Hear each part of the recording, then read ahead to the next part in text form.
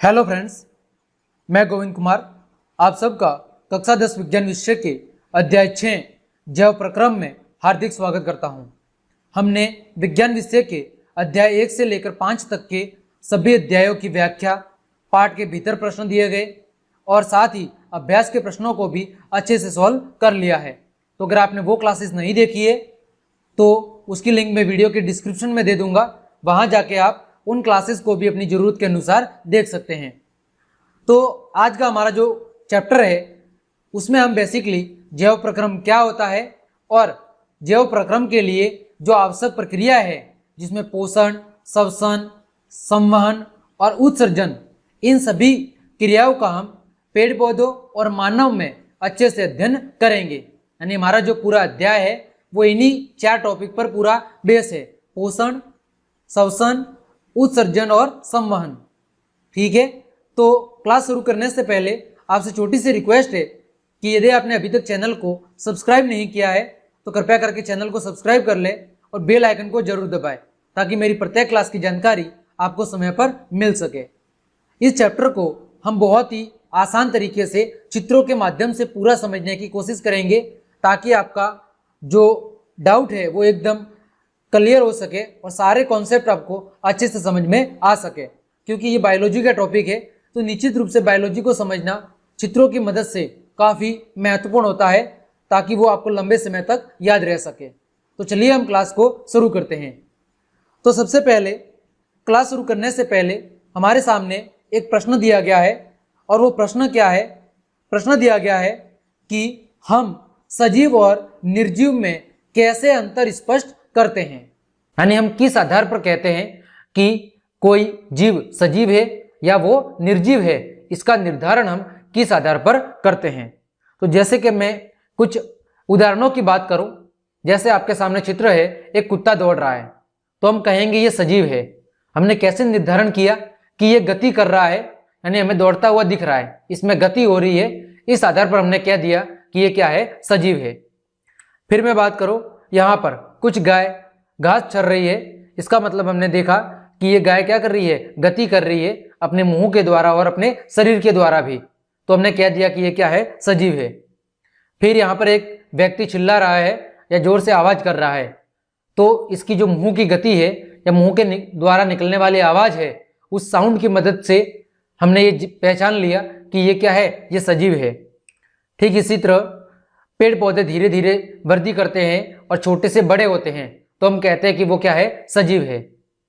लेकिन अगर यही जो चीजें अभी आपके सामने दिख रही है इनकी स्थिति में परिवर्तन हो जाए, समझ लीजिए कोई इंसान या जानवर सो रहा है, तो हम फिर ये नहीं कहेंगे कि वो गति कर रहा है या सो रहा है इस वजह से सजीव है।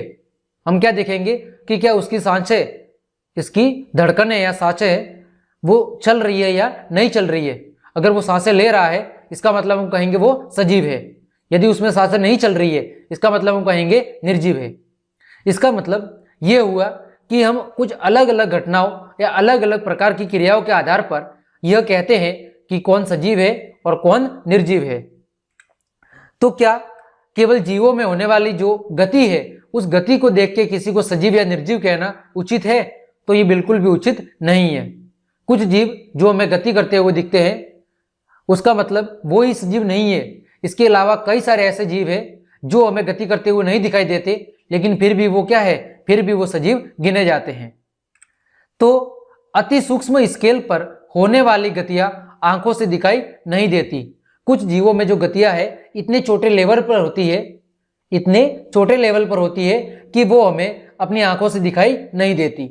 ठीक है, अगर मैं बात करूं उदाहरण की तो अणुओं की गतियां। किसकी? अणुओं की गतियां। जैसे विषाणु, वायरस, तो विषाणु के अंदर वैसे हमें कोई आणविक गति देखने को नहीं मिलती। कब तक? जब तक वो किसी सजीव के शरीर में प्रवेश नहीं करते, तब तक हमें उनके शरीर में कोई आणविक गति देखने को नहीं मिलती।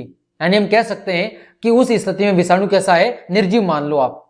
लेकिन जैसे ही जब वो किसी कोशिका को संक्रमित कर देता है यानी किसी सजीव के शरीर में प्रवेश कर लेता है तो फिर उसमें वृद्धि, विकास जैसी सारी प्रक्रिया होती है। तो हम उसको क्या कहे, सजीव कहे या निर्जीव? तो इस बात पर आज भी विवाद बना हुआ है कि ये एक अपवाद है जिसको आप न तो 100% निर्जीव कह सकते हो और न ही 100% सजीव कह सकते हो। तो हमारे सामने अब प्रश्न ये उठता है कि आखिर जीवन के लिए जो ये आणविक गतियां है या जो अणुओं की ये गति है वो क्यों आवश्यक है, ऐसे जरूरी क्यों है कि इसके बिना जीवन संभव क्यों नहीं है। तो इसको हम समझने की कोशिश करते हैं कि आखिर जो आणविक गतियां है वो सजीवों के जीवन के लिए क्यों जरूरी है। तो आप सब जानते होंगे कि जो सजीव है उन सभी सजीवों का शरीर सुसंगठित होता है। सुसंगठित का मतलब एक विशेष रूप से उनकी संरचना बनी होती है। जैसे सबसे छोटी इकाई की बात करें तो वो कोशिकाएं होती है। कई सारी कोशिकाएं मिलकर ऊतक बनाती है, ऊतक मिलकर अंग बनाते हैं, अंग मिलके तंत्र बनाते हैं और कई सारे तंत्र मिलके एक शरीर की संरचना का क्या करते हैं, निर्माण करते हैं। यानी एक सजीव की जो संरचना है उसका जो शरीर है वो बिल्कुल कैसा होता है, सुसंगठित। सुसंगठित का मतलब एक वेल स्ट्रक्चर्ड होता है जो कई सारे अंगों या तंत्रों के मिलने से बना होता है। अब सजीवों की जो ये संगठित और सुव्यवस्थित संरचना है वो पर्यावरण में प्रभाव के साथ साथ क्या होती है, विघटित होने लगती है, यानी उसके अंदर कुछ बदलाव होने लगते हैं। और ये व्यवस्था अगर टूटती है, ये व्यवस्था क्या होती है, कैसे किसी व्यक्ति को चोट लग गई, उसके हाथ पैर टूट गए, ठीक है, या हाथ पैर कट गए, तो क्या होगी, उसकी जो शरीर की व्यवस्था थी वो क्या हो गई, टूट गई, बिगड़ गई। अब अगर उस शरीर की संरचना की सही समय पर मरम्मत नहीं हुई तो उस जीव का जो जीवन है वो क्या हो जाएगा, धीरे धीरे समाप्त हो जाएगा और वो ज्यादा समय तक जीवित नहीं रह पाएगा। तो जरूरी क्या है कि जिन अंगों या जिस शरीर के जिस भाग की क्या हुआ है, जिस भाग का विखंडन हुआ है, उस विखंडित भाग की क्या हो, समय रहते उसकी मरम्मत हो, वो फिर से पहले जैसी स्थिति में आ जाए ताकि उस जीव का जीवन लंबे समय तक बना रहे। तो ऐसी स्थिति में जरूरी है कि उस जीवों के शरीर की क्या हो, मरम्मत हो और उसका क्या हो, अनुरक्षण। अनुरक्षण का मतलब है उसकी बचाव हो, ठीक है। सजीवों के शरीर की क्या हो, समय पर मरम्मत हो और उसका क्या हो, अनुरक्षण, कि भाई जो भी अंग टूटे फूटे हैं या विकसित हुए हैं उनकी समय रहते क्या हो जाए, मरम्मत हो जाए और पुनः वो पहले वाली स्थिति में लौट जाए। तो समय समय पर जीवों के शरीर को मरम्मत और किसकी जरूरत होती है, अनुरक्षण यानी बचाव की जरूरत होती है। क्योंकि शरीर के जितने भी अंग है या संरचनाएं है वो किससे मिलकर बनी है, अणुओं से। और जब अणुओं के बीच गति होगी, अणुओं में वृद्धि या विकास होगा, तब जाके उन अंगों की क्या होगी, मरम्मत होगी। तो ये जरूरी है कि अणु सदैव कैसे रहे, गतिशील रहे, यानी उनमें वृद्धि या विकास की जो प्रक्रिया है वो सदैव चलती रहे ताकि एक जीव का जो जीवन है वो लंबे समय तक बना रहे। और अगर ऐसा नहीं हुआ तो फिर उस जीव का जीवन खतरे में पड़ जाएगा और कुछ समय बाद उसका जीवन नष्ट हो जाएगा। तो सजीवों के जीवन को बनाए रखने हेतु अणुओं की गति सदैव जरूरी है, ठीक है। उम्मीद करता हूं उस प्रश्न का जवाब आपको मिल गया होगा। आगे बात करते हैं हम, यहां से हमारे चैप्टर की मेन शुरुआत होती है कि जैव प्रक्रम क्या है। तो अभी हमने देखा कि वे सारी प्रक्रियाएं जो सम्मिलित रूप से जीवों के किसका, अनुरक्षण का कार्य करती है। वे सारी प्रक्रियाएं जो सम्मिलित रूप से मिलकर जीवों के अनुरक्षण यानी जीवों के बचाव या उनके इस प्रकृति या पर्यावरण में अस्तित्व को बनाए रखने का कार्य करती है, वो सारी प्रक्रिया क्या कहलाती है, जैव प्रक्रम कहलाती है। अब इसमें कौन कौन सी क्रिया शामिल है, तो इसमें मुख्य रूप से पोषण, श्वसन, वहन और उत्सर्जन, ये 4 मुख्य प्रक्रियाएं शामिल है। हालांकि ऐसा नहीं है कि इसके अलावा जीवों में क्रियाएं नहीं होती, इसके अलावा भी बहुत सारी क्रियाएं होती है, लेकिन ये 4 मुख्य घटनाएं हैं जो जीवों के जीवन चक्र को क्या करती है, निर्धारित करती है। इस चैप्टर में हम इन्हीं 4 प्रक्रियाओं को विस्तृत रूप से समझेंगे। तो सबसे पहले हम शुरुआत करते हैं पोषण से। तो पोषण का मतलब क्या है, पोषण का मतलब है भोजन को ग्रहण करना, फिर पचे हुए भोजन का अवशोषण करना और शरीर द्वारा अनुरक्षण के लिए उसका उचित उपयोग करना। इस सम्मिलित प्रक्रिया को क्या कहा जाता है, पोषण। मतलब भोजन को ग्रहण करना, फिर उस भोजन का पाचन करना और उसमें से जो जरूरी पोषक पदार्थ है उनका क्या करना, अवशोषण करना। और उन अवशोषित पदार्थों का शरीर की विभिन्न क्रियाओं हेतु, शरीर की मरम्मत या शरीर के बचाव हेतु उनका क्या करना, उचित उपयोग करना। इन सम्मिलित प्रक्रियाओं को क्या कहा जाता है, पोषण। अब पोषण के आधार पर जीवों को दो भागों में बांटा जाता है। कितने भागों में? दो भागों में। एक स्वयंपोषी जीव और एक विषमपोषी जीव। यह हम कह सकते हैं कि पोषण की प्रक्रिया को जीवों में दो भागों में बांटा गया है, एक स्वयंपोषी पोषण और एक विषमपोषी पोषण। अब जो स्वयंपोषी पोषण का तरीका है, इस तरीके के अंदर जो जीव है वो अपने आसपास के वातावरण में उपस्थित सरल जो अजैविक पदार्थ है जैसे कार्बन डाइऑक्साइड, जल और सूर्य के प्रकाश से अपना भोजन स्वयं बनाते हैं। यानी दूसरे शब्दों में कहे तो वे जीव जो अपना भोजन स्वयं बनाते हैं या अपने भोजन के लिए किसी दूसरे जीवों पर निर्भर नहीं करते, ऐसे जीवों को स्वयंपोषी जीव कहते हैं। और ऐसे जीवों में जो पोषण की यह प्रक्रिया है वो स्वयंपोषी पोषण कहलाती है। जैसे बात करें तो उदाहरण के लिए हरे पौधे और कुछ जीवाणु, इनमें स्वयंपोषी पोषण की विधि पाई जाती है। दूसरा बात करें विषमपोषी जीव या विषमपोषी पोषण, तो पोषण का वो तरीका जिसमें जो जीव है वो अपने भोजन के लिए दूसरों पर क्या करते हैं? निर्भर रहते हैं। यानी वो अपना भोजन खुद नहीं बना सकते, बस बल्कि अपने भोजन के लिए वो अन्य जीवों पर क्या करते हैं? निर्भर रहते हैं। तो ऐसे जीवों को विषमपोषी जीव कहते हैं और पोषण की इस प्रक्रिया को विषमपोषी पोषण कहते हैं। जैसे उदाहरण की बात करें तो मानव और अन्य जीव, जैसे मानव अपने भोजन के लिए पेड़ पौधों और जंतुओं पर निर्भर है, ठीक है। जैसे पेड़ पौधों में अनाज, गेहूं, मक्का, बाजरा, चावल, इन सब पर, और जीव जंतुओं पर जैसे दूध, घी, दही, मांस, इन सभी के लिए वो जीव जंतुओं पर निर्भर है। तो यानी वो अपना भोजन खुद नहीं बना रहा, बल्कि अपने भोजन के लिए वो दूसरे जीवों पर निर्भर है, ठीक है। तो उम्मीद करता हूं पोषण आपको अच्छे से समझ में आया होगा। अब हम बात करते हैं आगे कि पेड़ पौधों में जो पोषण की प्रक्रिया है वो कैसे होती है। तो जो पेड़ पौधे हैं वो प्रकाश संश्लेषण की क्रिया द्वारा अपना भोजन स्वयं बनाते हैं। पेड़ पौधे प्रकाश संश्लेषण की क्रिया द्वारा अपना भोजन स्वयं बनाते हैं। अब ये क्रिया क्या होती है इसको हम समझते हैं। तो यह एक प्रक्रिया है जिसमें जो स्वयंपोषी है, स्वयंपोषी का मतलब पेड़ पौधे जो अपना भोजन स्वयं बना सकते हैं, वो स्वयंपोषी बाहर से लिए गए पदार्थों को की जो ऊर्जा है उस ऊर्जा को संचित रूप में क्या करते हैं? परिवर्तित कर देते हैं। यानी कि जिस ऊर्जा को ये ग्रहण करते हैं, जिस बाहरी पदार्थों को ये ग्रहण करते हैं, उनसे प्राप्त ऊर्जा को ये क्या करते हैं? अपने अंदर संचित कर लेते हैं, ठीक है। ये जो पदार्थ है वो पदार्थ क्या होते हैं? कार्बन डाइऑक्साइड और जल। यानी पेड़ पौधे अपने भोजन के लिए जरूरी चीजें हैं वो क्या है? उनके लिए जरूरी चीजें हैं कार्बन डाइऑक्साइड और जल।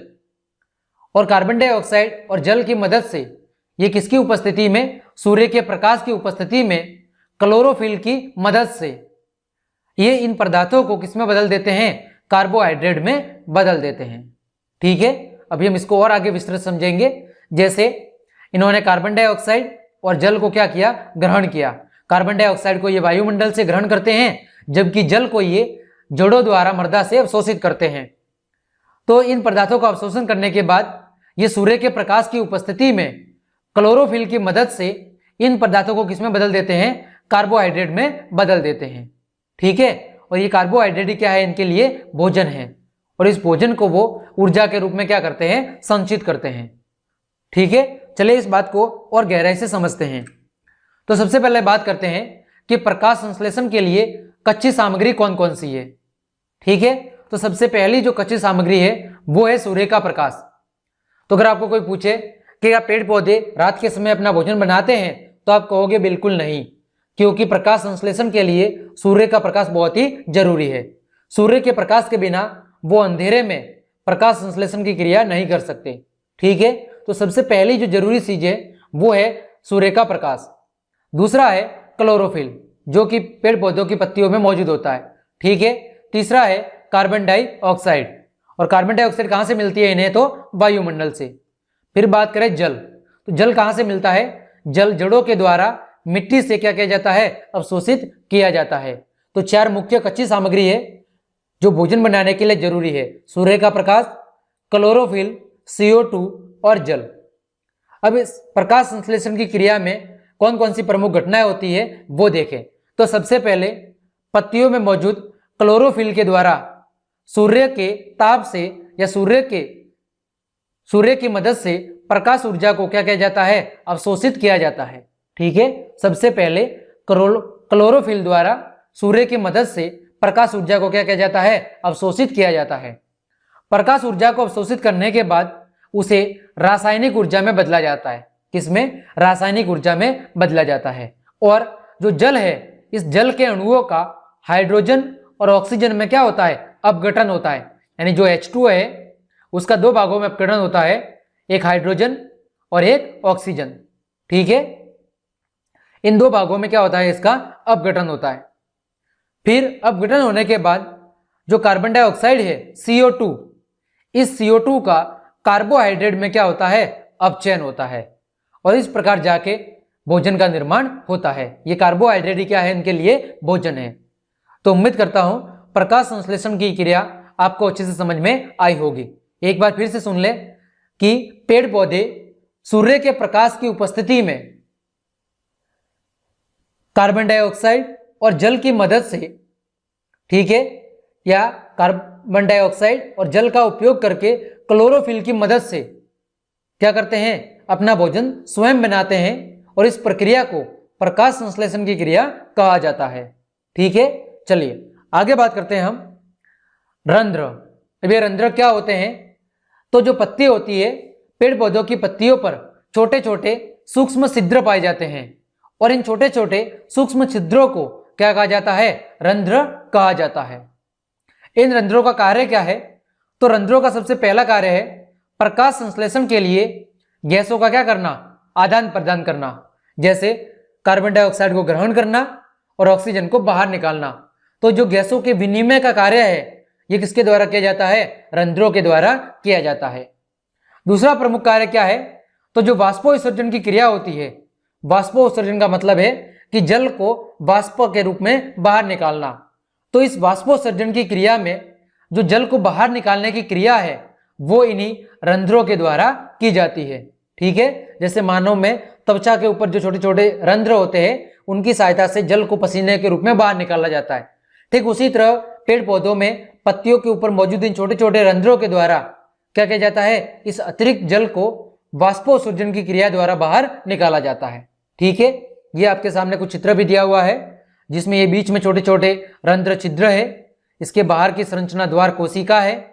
फिर इनके बाहर की जो संरचना है ये वाला भाग, ये सहायक कोशिका है और सबसे जो बाहर वाली कोशिका है वो क्या है, अधिचर्म कोशिका है। तो हम कह लें कि रंध्रों का मुख्य कार्य क्या है? तो पत्ती की सतह पर मौजूद इन सूक्ष्म छिद्रों का मुख्य कार्य श्वसन गैसों का विनिमय और वाष्पोत्सर्जन के समय खुलने बंद होने के कारण ये क्या करते हैं, एक तो गैसों का विनिमय करते हैं और साथ ही ये वाष्पोत्सर्जन की क्रिया में जल को क्या करते हैं, पत्तियों से बाहर निकालते हैं। ये दो प्रमुख कार्य है रंध्रों के। ठीक है, आगे बढ़ते हैं हम विषमपोषी पोषण, यानी कि वे जीव जो अपने भोजन के लिए दूसरे जीवों पर क्या करते हैं, निर्भर करते हैं। उन जीवों को कहते हैं विषमपोषी जीव और उनमें पोषण की जो प्रक्रिया होती है उसे कहते हैं विषमपोषी पोषण। अब जो विषमपोषी पोषण की ये प्रक्रिया है इसको फिर से 3 भागों में बांटा गया है। पहली है प्राणी संपोषण, दूसरा मर्तजीवी पोषण और तीसरा परजीवी पोषण। अब प्राणी संपोषण क्या होता है कि इसमें जो जीव है वो संपूर्ण भोज्य पदार्थों का पहले क्या करते हैं, अंत ग्रहण करते हैं। यानी जितने भी भोजन की उन्हें आवश्यकता होती है उसको पहले एक साथ शरीर के अंदर ग्रहण कर लेते हैं और फिर उनका पाचन क्या होता है, शरीर के अंदर होता है और उनके बाद उस पाचित भोजन से जरूरी पदार्थों का अवशोषण कर लिया जाता है और अनावश्यक पदार्थों को शरीर से बाहर निकाल दिया जाता है। जैसे अमीबा और मानव। ठीक है, आप सब जानते होंगे जैसे मानव है तो मानव एक साथ अपनी आवश्यकता के अनुसार भोजन को ग्रहण करता है, फिर शरीर के विभिन्न अंगों द्वारा उनका पाचन किया जाता है और फिर उसमें से जरूरी पदार्थों का क्या होता है, अवशोषण होता है और अपशिष्ट पदार्थों को शरीर से बाहर निकाल दिया जाता है। फिर बात करें मर्तजीवी पोषण की, तो जैसा कि नाम से पता चल रहा है मर्तजीवी यानी वे जीव जो अपने भोजन के लिए मरे हुए जीवों पर क्या करते हैं, निर्भर करते हैं। ऐसे जीवों को कहते हैं मर्तजीवी और पोषण की उस प्रक्रिया को कहते हैं मर्तजीवी पोषण। जैसे उदाहरण के लिए बात करें फफूंद और कवक, तो ये अपने भोजन के लिए मर्त जीवों के शरीर या सड़े गले पदार्थों पर निर्भर करते हैं। ठीक है, अगला है परजीवी। पर का मतलब होता है पराया, यानी वे जीव जो अपने भोजन के लिए दूसरे जीवों के द्वारा बनाए गए भोजन पर क्या करते हैं, निर्भर रहते हैं, उन्हें क्या कहते हैं, परजीवी कहते हैं। तो ये या तो अन्य जीवों के शरीर के अंदर रहते हैं या बाहर रहते हैं, लेकिन वो उनको मारते नहीं है और बिना मारे हुए ही उनसे क्या करते हैं, अपना पोषण प्राप्त करते हैं। ठीक है, ऐसे जीवों को कहते हैं परजीवी और पोषण की इस प्रक्रिया को कहते हैं परजीवी पोषण। उदाहरण की बात करें, जैसे अमरबेल, जू, आप सबने देखी होगी, जू कई सारे व्यक्तियों के सिरों पर या जानवरों में पाई जाती है। अब वो उनके शरीर के ऊपरी भाग में रह रही है, वो उनको कुछ ज्यादा नुकसान नहीं पहुंचा रही है, उनको मार नहीं रही, लेकिन फिर भी वो अपना पोषण या भोजन उनसे प्राप्त कर रही है। ठीक है, ठीक इसी तरह फीताकर्मी, तो ये परजीवी पोषण के कुछ उदाहरण हैं। ठीक है, अब हम आगे बढ़ते हैं अमीबा में पोषण कि अमीबा जो एक कोशिकीय जीव है वो अपने भोजन के लिए दूसरों पर क्या करता है, निर्भर रहता है। इसमें पोषण की प्रक्रिया कैसे होती है? तो सबसे पहले ये अमीबा की चित्र दिया हुआ है, जिसमें जो मध्य वाला भाग है वो क्या है, केंद्रक है। तो जब भी अमीबा के संपर्क में कोई खाद्य कण आता है तो ये क्या करता है, अपने पादाप की सहायता से उसे क्या कर लेता है, घेर लेता है, यानी अपने कोशिका के आकार में परिवर्तन करता है, देखो, और कुछ इस तरह की संरचना का निर्माण करता है। ये क्या कहलाते हैं, पादाप या कूटपाद। इनकी सहायता से उस खाद्य कण को वो क्या कर लेता है, चारों तरफ से घेर लेता है और किसका निर्माण करता है, खाद्य रिक्तिका का। किसका निर्माण करता है, खाद्य रिक्तिका का। अब ये खाद्य रिक्तिका उस कण को चारों तरफ से घेर लेती है और उसे कोशिका के अंदर की ओर क्या करती है, अवशोषित करने का कार्य करती है।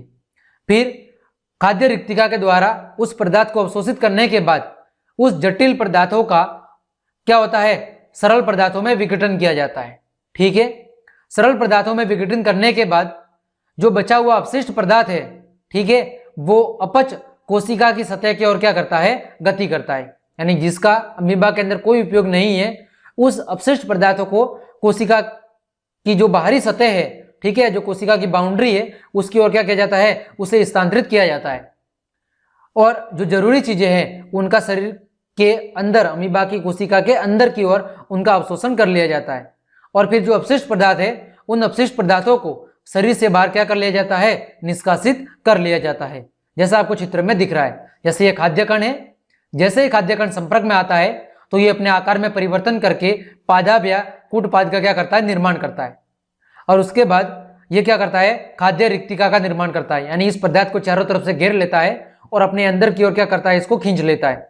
ठीक है, इसके बाद ये रिक्तिका क्या करती है, इस जटिल पदार्थों को सरल पदार्थों में विघटन करती है और सरल पदार्थों में विघटन करने के बाद उनका अवशोषण कर लिया जाता है और जो अपशिष्ट पदार्थ है उनको कोशिका की सतह की ओर क्या कर दिया जाता है, स्थानांतरित कर दिया जाता है और फिर उन अपशिष्ट पदार्थों को कोशिका से बाहर निष्कासित कर लिया जाता है।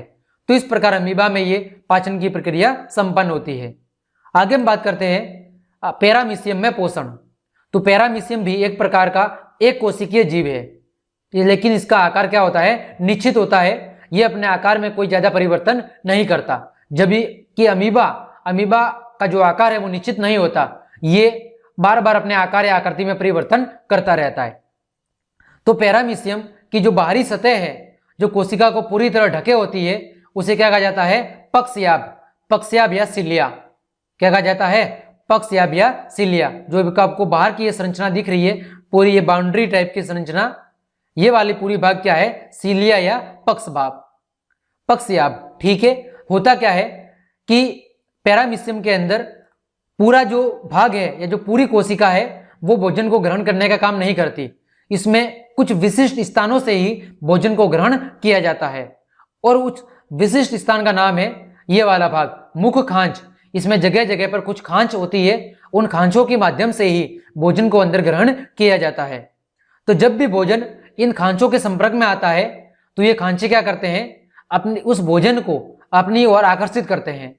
ठीक है, और अपनी ओर आकर्षित करने के बाद ये अपने आकार में कुछ ज्यादा परिवर्तन किए ही उस भोजन को अपनी अंदर की ओर क्या कर लेते हैं, अवशोषित कर लेते हैं।